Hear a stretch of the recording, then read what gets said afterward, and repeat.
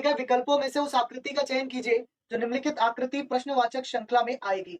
तो देखो ये यहां पर था, यहां से यहां गया, फिर ये यहां से यहां आया, फिर यहां से यहां गया, फिर ये यहां गया। अब बताइए क्या इसमें सीक्वेंस फॉलो कर रहा है और किस तरफ चल रहा है ये। सर इसका जो पीडीएफ है वो आपको टेलीग्राम ग्रुप में मिल जाएगा। टेलीग्राम ग्रुप का नाम है पुलकित सर एग्जाम्पल नोट्स। ठीक है, तो इसका जो कंप्लीट पीडीएफ है वो आपको टेलीग्राम ग्रुप में मिलेगा पुलकित सर एग्जाम्पल नोट्स वाले में।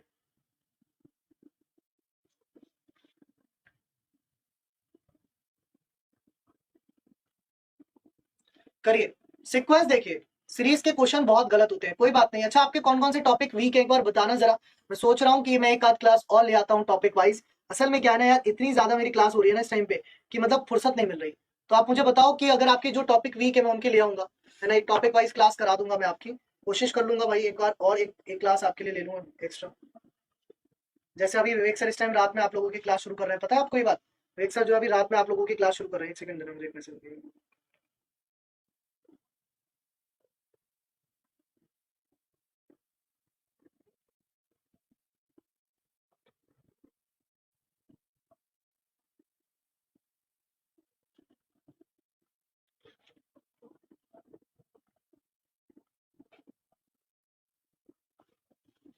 सिटिंग, मिसिंग, क्लासिफिकेशन, सीरीज और कोई।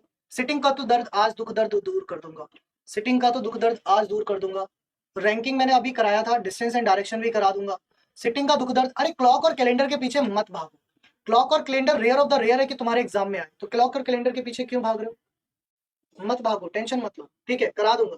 बाकी टॉपिक करा ही दूंगा, तो क्लॉक और कैलेंडर के पीछे मत भागो। अच्छा ये देखो, आप ये यहां से अगर यहां देखोगे तो ये एक तरीके से इसका जो है वो इमेज यहां से यहां आ रहा है, फिर यहां से यहां जा रहा है। अब यहां जाने के लिए इसे अगर मैं बोलूं एक और एक दो प्लेस इसने, मतलब अगर ये यहां से यहां गया है तो ये यहां छोड़ करके यहां पहुंचा है। अब ये बीच में पहुंचा है तो यहां छोड़ करके यहां पहुंचा है। फिर अब ये यहां पहुंचा है तो यहां छोड़ करके यहां पहुंचा है। तो अब यहां से जो है वो आपका यहां छोड़ करके यहां आएगा। ठीक है, अब यहां आएगा तो यहां पर आना चाहिए पहली बात तो, है ना। तो पहली बात तो यहां पर आना चाहिए, सो यहां पर आना चाहिए भाई। ओ भाई, अरे ए बी सी डी सारे थम जाओ भैया, कितने अलग अलग आंसर दोगे।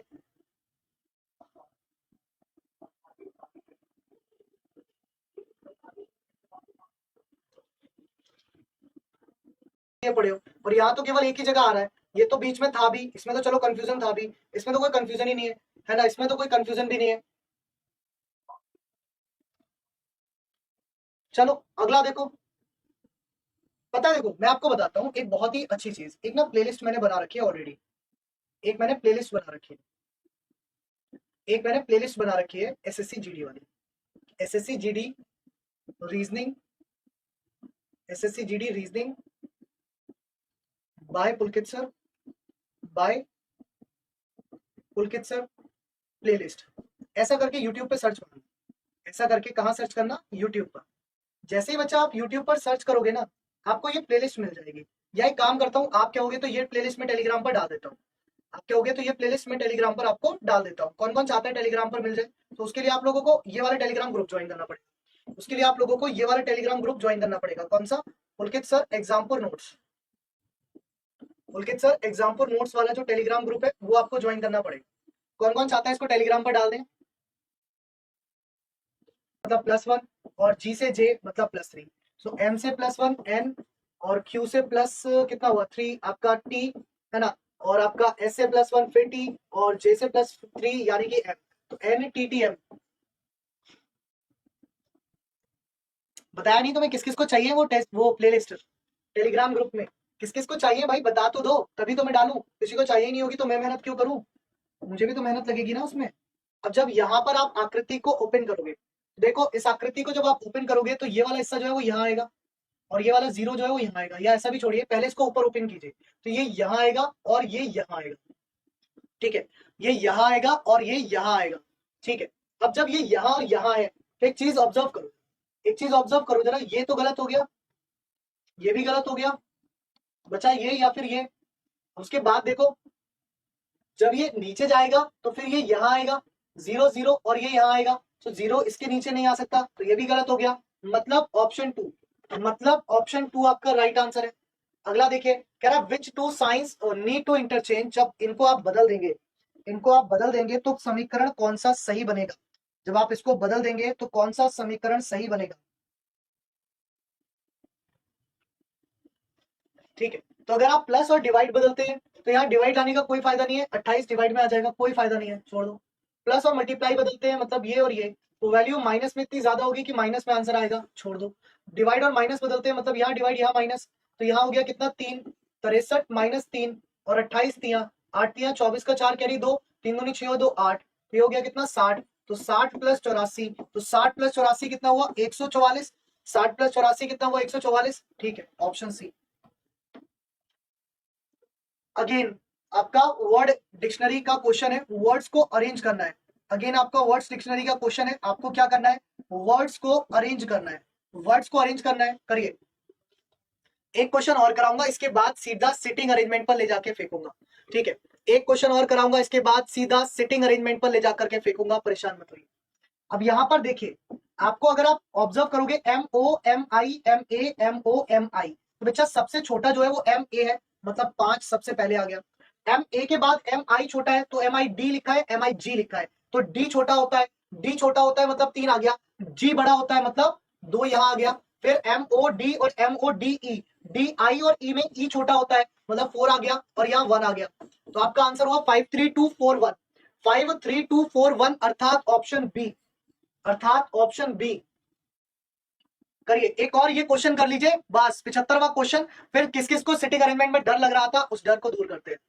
कह रहा है दिए गए आरेख का ध्यानपूर्वक अध्ययन कीजिए और नीचे दिए गए प्रश्नों का उत्तर दीजिए। कह रहा है ग्रामीण सरकारी शिक्षक जो स्नातक नहीं है की संख्या कितनी है? कह रहा है what is the number of rural government, तो रूरल मतलब ये वाला हिस्सा और गवर्नमेंट मतलब ये वाला हिस्सा, वो are not graduate, so graduate नहीं है। गवर्नमेंट टीचर्स, टीचर्स मतलब कि ये वाला हिस्सा तो होना चाहिए, मतलब इतना, और जो कि ग्रेजुएट नहीं है मतलब ये काट दीजिए, तो बचा बेचारा 2, तो बचा बेचारा कितना 2। चलिए, तो अब मैंने कहा आपसे कि आज हम सिटिंग अरेंजमेंट पर बहुत बड़ा पहले चर्चा करेंगे, तो सिटिंग अरेंजमेंट की तरफ ही चलते हैं सीधे। मैं कुछ एक अच्छे क्वेश्चन सिटिंग अरेंजमेंट के लेकर के आया हूँ इकट्ठे करके एक साथ, उन क्वेश्चंस को देखना शुरू करते हैं। जैसे पहला क्वेश्चन ये है, ये देखिए, यहां से देखिए, ये क्वेश्चन देखिए क्या क्या। सिटिंग अरेंजमेंट का थोड़ा सा बेसिक समझा देता हूँ क्वेश्चन को करने से पहले। बेसिक में बड़ी दिक्कत होती है आपको, बेसिक बड़ा ध्यान रखने की आवश्यकता है। बेसिक क्या कहता है वो देखिए, जब भी आपको एक सर्किल दे, एक आपको सर्किल दे और सबका फेस अंदर की तरफ, तो ये हिस्सा जो है राइट कहलाएगा और ये हिस्सा जो है वो लेफ्ट कहलाएगा, ठीक है। पहली चीज तो ये ध्यान रखिएगा कि ये हिस्सा जो है राइट कहलाएगा और ये हिस्सा जो है वो लेफ्ट कहलाएगा। दूसरी चीज, यदि सबका फेस बाहर की तरफ होगा, सबका फेस बाहर की तरफ होगा, तो ये हिस्सा लेफ्ट कहलाएगा और ये हिस्सा राइट कहलाएगा। बाकी नॉर्थ ईस्ट वेस्ट साउथ वाले क्वेश्चन में तो कोई दिक्कत आएगी नहीं, क्योंकि वो तो जैसे दिए गए होंगे क्वेश्चन उसी अनुरूप हम कर देंगे। अब जैसे ये क्वेश्चन है, पढ़िए, कह रहा 5 शिक्षक, डरना नहीं है पहली चीज, तो आपने सबसे पहले काम तो आपने ये करना है कि आपने डरना नहीं है, ठीक है, डरना नहीं है। तो प्रश्नों को देखिए आपने कैसे करना है। कह रहा है 5 शिक्षक, मैंने कहा मैं 2 केस लेता हूँ, आसान बनाना है ना, मैंने कहा मैं 2 केस लेता हूँ क्योंकि मुझे क्या करना है, आसान बनाना है। 70 वाले में दिक्कत है, कोई बात नहीं, उसको दोबारा देख लेंगे, अभी देख लेंगे, रुक जाओ, क्यों परेशान, परेशान मत हुआ करो, मैं तो वापस ले जाता हूँ उसी क्वेश्चन पे बार बार। मैं तो ये भी नहीं कहता कि नहीं जी मैं नहीं जाऊंगा उस क्वेश्चन को नहीं देखूंगा, मैं फिर से देख लेते हैं क्या दिक्कत आ रही है, देखने में कौन सा प्रॉब्लम है। चलो देख लेते हैं, अभी रुको पहले ये क्वेश्चन कर ले। कह रहा है 5 शिक्षक H K P R और T एक वृत्ताकार मेज के चारों ओर केंद्र की ओर मुख करके बैठे हुए हैं, लेकिन जरूरी नहीं इसी क्रम में हूं। अब देखिए ये सभी अंदर की तरफ फेस करके बैठे, जो चीजें मेंशन की गई है वही चीजें आपने बनानी है, जो चीजें मेंशन की गई है वही चीजें आपने बनानी है, जो चीजें मेंशन की गई है वही चीजें आपने बनानी है। इनोसेंट लवर अभी देख रहे हैं इस क्वेश्चन के बाद, रुक जाइए। फिर आगे देखिए, कह रहे हैं कि टी एच और आर के बीच में है। अब देखो टी जो है वो कौन है, एच और आर के बीच में। अब अगर मैं एक केस लेता तो मैं ये क्लियर नहीं कर पाता कि जो आर है वो टी के बाएं बैठेगा या जो आर है वो टी के दाएं बैठेगा, और जब तक ये वाली क्लैरिटी ना हो तब तक क्वेश्चन में जान नहीं पड़ती है। तो पहले मैंने देखा कि टी जो है वो आर और एच के किधर बैठ सकता है, मैंने दोनों केस ले लिए, ठीक है। आगे पढ़िए, कह रहा है पी जो है वो आर के दाएं दूसरे स्थान पर है, तो पी जो है वो आर के दाएं दूसरे स्थान पर, आर के दाएं दूसरा स्थान ये होगा भाई, आर का दाया ये, राइट ये, और दाया दूसरा स्थान पहला और दूसरा ये होगा, यहां से आर का दाया दूसरा स्थान ये है, तो इसका कोई खेल ही नहीं, खत्म हो गई, बात ही खत्म हो गई। फिर कह रहा है एच टी के तुरंत बाएं है, मिल गया एच टी के तुरंत बाएं, यहां दाएं हो रहा था मतलब इसको हटा दीजिए। अब बचा कौन के, तो बचा कौन के, तो के कहां आ गया, यहां आ गया।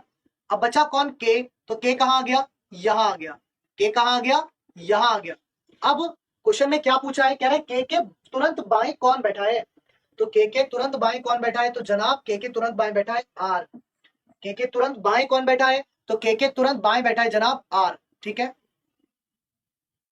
हमेशा सिटिंग अरेंजमेंट कभी भी सिंगल केस पे नहीं करना है, आज कसम खा लो इस बात की। टाइम लगेगा लेकिन हमेशा सही होगा।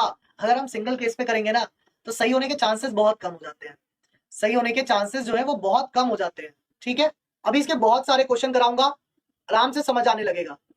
ठीक है, अभी इसके बहुत सारे क्वेश्चन कराऊंगा, आराम से समझ आने लगेगा। देखिए कह रहा है 6 laptop N Q P L R और ए को उत्तर की ओर एक पंक्ति में रखा गया है। अब देखो यहां पर क्या कह रहा है, कह रहा है उत्तर की ओर एक पंक्ति में, किसमें, उत्तर की ओर एक पंक्ति में रखा गया है। किसमें रखा गया है, उत्तर की ओर एक पंक्ति में रखा गया है। ठीक है, उत्तर की ओर एक पंक्ति में रखा गया है। अब देखिए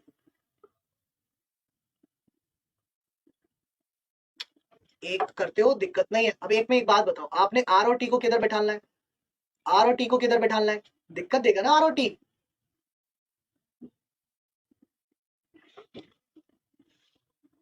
छह लैपटॉप उत्तर की ओर एक फेस करके, अब उत्तर की ओर का अर्थ होता है इसका फेस ऊपर की तरफ, यानी कि ये हिस्सा इसका राइट रहेगा, यानी कि हिस्सा इसका दाएं रहेगा, और ये हिस्सा इसका लेफ्ट रहेगा, यानी कि हिस्सा इसका बाएं रहेगा। हिस्सा इसका लेफ्ट रहेगा, ये हिस्सा इसका बाएं रहेगा। ठीक है, अब देखो एन को ए के तत्काल बाएं रखा गया है, मुझे नहीं पता एन का है एल का है। एक बार पूरा क्वेश्चन पढ़ लूं, क्या पता मुझे कुछ ऐसा मिल जाए कि जो तत्काल दाएं रखा जाए, जो तत्काल बाएं रखा जाए, ऐसा करा दूं। हाँ बिल्कुल ऐसा ही करना चाहिए, एक बार पूरा क्वेश्चन पढ़ना चाहिए। कह रहा है आर को क्यू के बाएं से तीसरे स्थान पर, पी को ए के दाएं और दूसरे स्थान पर, पी आर के तत्काल दाएं रखा जाता है, एन एल के बाएं ओर रखा जाता है। ठीक, जब आपने पूरा क्वेश्चन पढ़ लिया तो देखिए कह रहा है एन को ए के तत्काल बाएं रखा जाता है, एन को ए के तत्काल बाएं, यदि ए यहां है तो एन यहां होगा। कह रहा है एन को ए के तत्काल बाएं रखा जाता है। फिर आगे आइए यहां पर, कह रहा है पी को ए के दाईं ओर दूसरा स्थान दिया गया। क्या भैया, पी को ए के दाईं ओर दूसरा स्थान, पी को ए के दाईं ओर दूसरा स्थान। अगर ए यहां है तो जनाब पी कहां आएंगे, यहां आएंगे।